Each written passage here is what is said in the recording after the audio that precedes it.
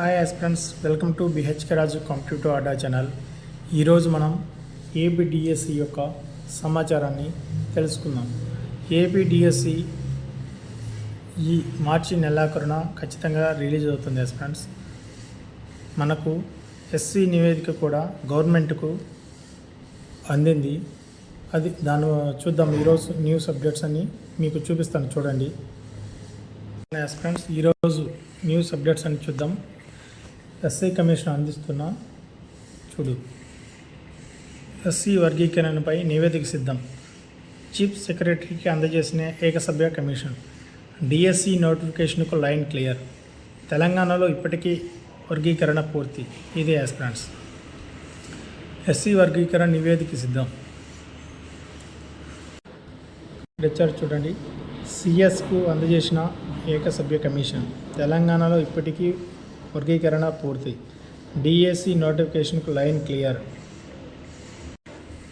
ఏపీలో ఎస్సీ వర్గీకరణపై నివేదిక సిద్ధమైంది. నివేదిక సిఎస్ విజయానందకు ఏకసభ్య కమిషన్ సభ్యుడు రాజీవ్ రంజన్ మిశ్రా మంగళవారం అందజేశారు.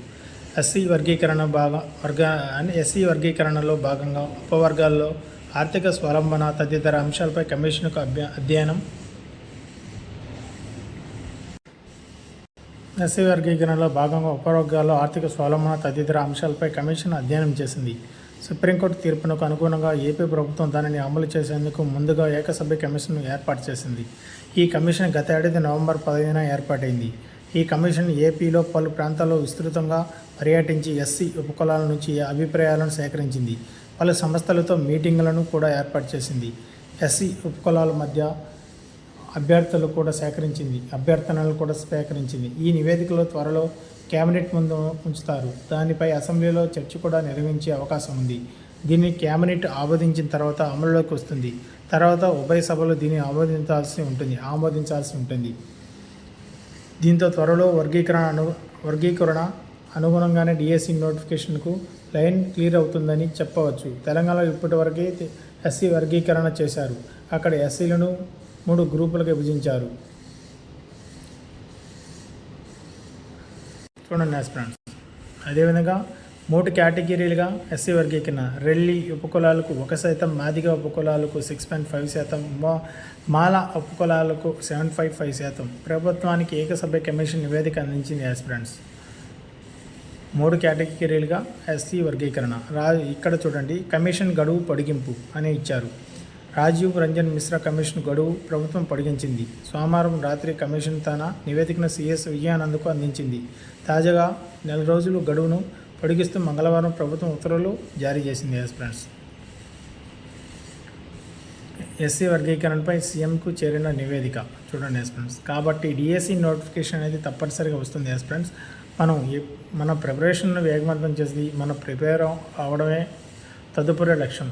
ఇప్పటికైనా మీరు ప్రిపేర్ కాకంటే ఇప్పటికైనా బుక్కులు తీసి ఆ యొక్క దుమ్ము దులిపి ప్రిపరేషన్ చేస్తారని కోరుకుంటూ మీ బిహెచ్కే రాజు కాంపిటేటివ్ అడ్డా ఛానల్ తరఫున కోరుకుంటున్నాను. మీరు మన ఛానల్ సబ్స్క్రైబ్ చేయండి ఫ్రెండ్స్. మీకు మంచి విలువైన సమాచారం ఇస్తాను. అలానే టెట్ డిఎస్ క్లాస్ కూడా చెప్తున్నాను. జీకే క్లాస్ కూడా అప్లోడ్ చేస్తాను మన ఛానల్లో. మీరు ఏదైనా వీడియో చూసేటప్పుడు పూర్తిగా చూడండి, మీకు అర్థమవుతుంది. మీకు మన ఛానల్ యొక్క సమాచారం నచ్చినట్లయితే తప్పనిసరిగా మీరు సబ్స్క్రైబ్ చేయండి ఫ్రెండ్స్. మనలాంటి ప్రతి ఒక్క నిరుద్యోగికి ఎంతో కొంత నాయంతో హెల్ప్గా ఉండాలని ఈ ఛానల్ స్టార్ట్ చేశాను. తప్పనిసరిగా మీరు మన ఛానల్ సబ్స్క్రైబ్ చేసి సపోర్ట్ చేస్తారని కోరుకుంటున్నాను friends. Okay, bye. DSC notification మార్చి నెలాఖరున మన మంత్రి లోకేష్ సార్ గారు చెప్తున్నారు. ఖచ్చితంగా వస్తుంది. జూలై కల్లా ఎగ్జామ్స్ మన రిక్రూట్మెంట్ ప్రాసెస్ మొత్తం కంప్లీట్ అవుతుంది ఫ్రెండ్స్. తప్పనిసరిగా మనం చదివి రెడీగా ఉండడమే మనం చేయాల్సిన పని.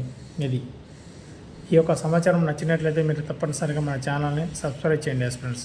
Okay, bye.